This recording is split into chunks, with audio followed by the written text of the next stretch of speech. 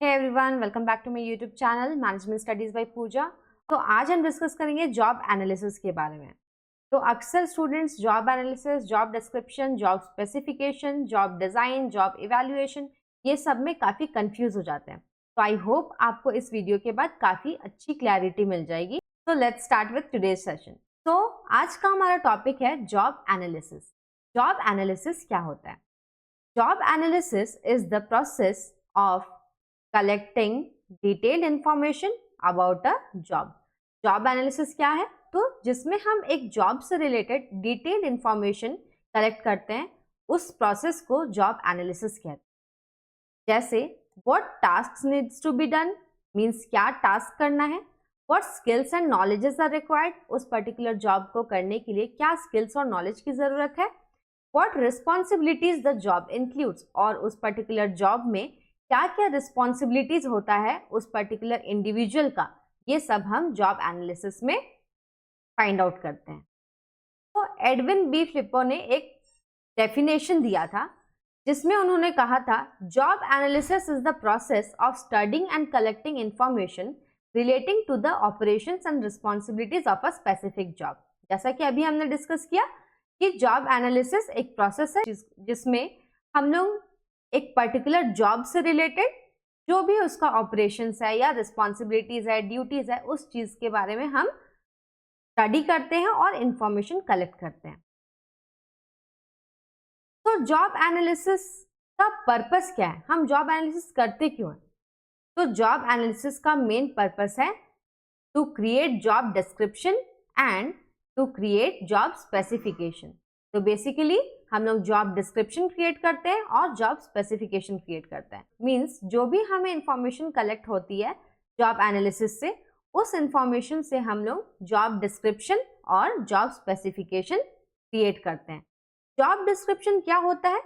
आपने सुना होगा जेडी के बारे में।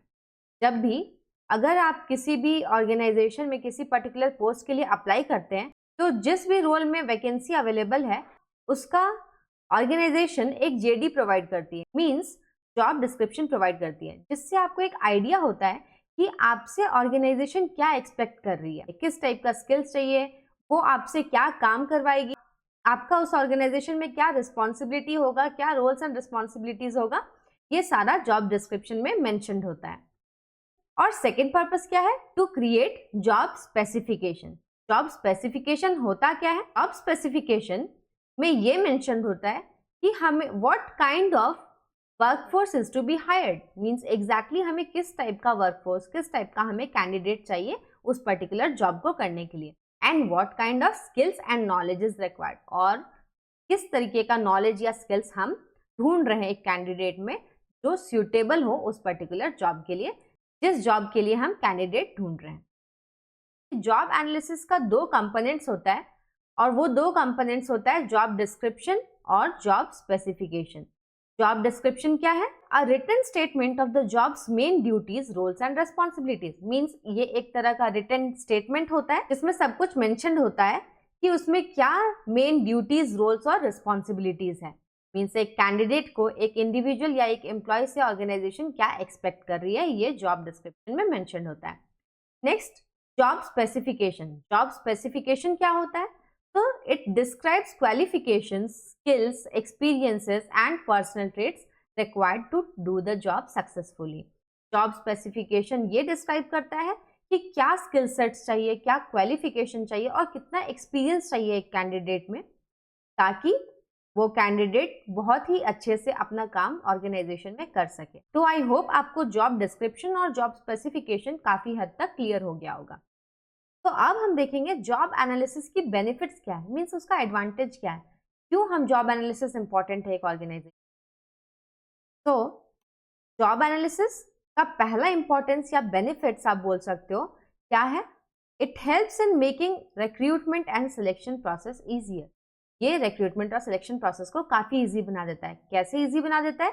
क्योंकि अगर एक ह्यूमन रिसोर्स मैनेजमेंट को एग्जैक्ट आइडिया हो कि उसको किस टाइप का स्किल सेट चाहिए, कैसे एम्प्लॉय चाहिए, क्या नॉलेज होना चाहिए, तो वो ज़्यादा बेटर तरीके से रिक्रूटमेंट और सिलेक्शन प्रोसेस कर पाएगा। अगर सपोज ह्यूमन रिसोर्स मैनेजमेंट को क्लियर आइडिया ही नहीं है कि एक पर्टिकुलर जॉब रोल के लिए कैसा कैंडिडेट चाहिए, तो फिर वो किस बेसिस पे रिक्रूटमेंट करेंगे। और अगर वो कर भी लिए तो शायद जो कैंडिडेट वो सिलेक्ट करेंगे वो परफेक्ट मैच बिल्कुल नहीं होगा। Next, it provides basis for job evaluation to find out relative worth of the job, which ensures fair pay based on job responsibilities, skills and efforts required. Job analysis जो है वो job evaluation में help करता है। Job evaluation हम लोग क्यों करते हैं? ताकि हम लोग एक जॉब का रिलेटिव वर्थ को फाइंड आउट कर सके। और रिलेटिव वर्थ से आप क्या समझते हो? मीन्स एक पर्टिकुलर जॉब रोल कितना पैसा या कितना वैल्यू डिजर्व करता है। और क्या बेनिफिट्स है? Helps to improve training and development programs by identifying the skills and knowledge required to perform a particular job. Job analysis help करता है ट्रेनिंग और डेवलपमेंट प्रोग्राम्स को भी इम्प्रूव करने में। अब सपोज एक ह्यूमन रिसोर्स मैनेजमेंट को पता है कि क्या स्किल सेट्स, क्या नॉलेज होना चाहिए एक पर्टिकुलर एम्प्लॉय में, तो बहुत ईजी हो जाएगा उनके लिए ना ट्रेनिंग प्रोवाइड। अगर ह्यूमन रिसोर्स मैनेजमेंट ने ये ऑब्जर्व किया कि एम्प्लॉय में ये पर्टिकुलर स्किल लैक कर रहा है, कहीं पे ये नॉलेज गैप हो रहा है, तो बहुत ईजिली ह्यूमन रिसोर्स मैनेजमेंट उस एम्प्लॉय को एक ट्रेनिंग देगा जो स्पेसिफिकली उस पर्टिकुलर स्किल सेट के लिए ही होगा, ताकि वो पर्टिकुलर ट्रेनिंग मिलने के बाद जो एम्प्लॉय है उसके स्किल्स अपडेट हो जाए, वो अपस्किलिंग हो जाए उसका, और वो आराम से अपना काम कर सके। नेक्स्ट है helps in manpower planning. Job analysis जो है वो हेल्प करता है मैन पावर प्लानिंग में।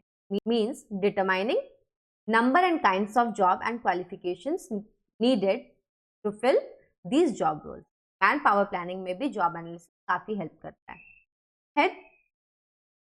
Next, helps to organize tasks properly and remove unnecessary duties for better productivity and satisfaction. अगर ह्यूमन रिसोर्स मैनेजमेंट ने अच्छे से जॉब एनालिसिस किया है तो उनके पास जॉब से रिलेटेड इंफॉर्मेशन, बहुत क्लियर इंफॉर्मेशन अवेलेबल हो, जिसके वजह से बहुत इजीली वो टास्क को ऑर्गेनाइज कर पाएंगे और जिससे अननेसेसरी ड्यूटीज जो है वो रिमूव होगा और प्रोडक्टिविटी और सेटिस्फैक्शन इंक्रीज होगा। मीन्स ऑर्गेनाइजेशन का प्रोडक्टिविटी बढ़ेगा और एम्प्लॉयज का सेटिस्फैक्शन और प्रोडक्टिविटी दोनों increase.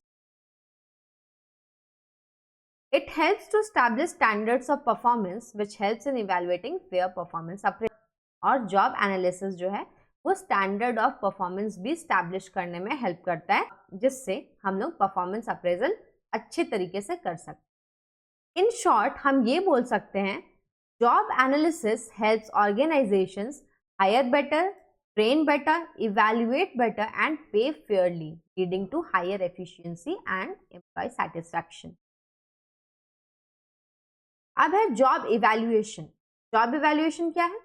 A systematic technique to find out the relative worth of the job. ये एक systematic technique है जिससे हम लोग हर एक job का worth find out करते हैं, means हम उनका value find out करते हैं। To determine how valuable or important the job is compared to others, means अगर सपोज 3 जॉब रोल है एक ऑर्गेनाइजेशन में, तो ये पर्टिकुलर जॉब रोल जो है वो इससे कितना ज़्यादा क्रिटिकल है, कितना ज़्यादा इम्पॉर्टेंट है और ये कितना एक्स्ट्रा रिम्यूनरेशन या कितना हायर पे डिजर्व करता है, ये हम जॉब एवेल्युएशन से डिटरमाइन करते हैं। नेक्स्ट है helps to determine jobs value and pay salary.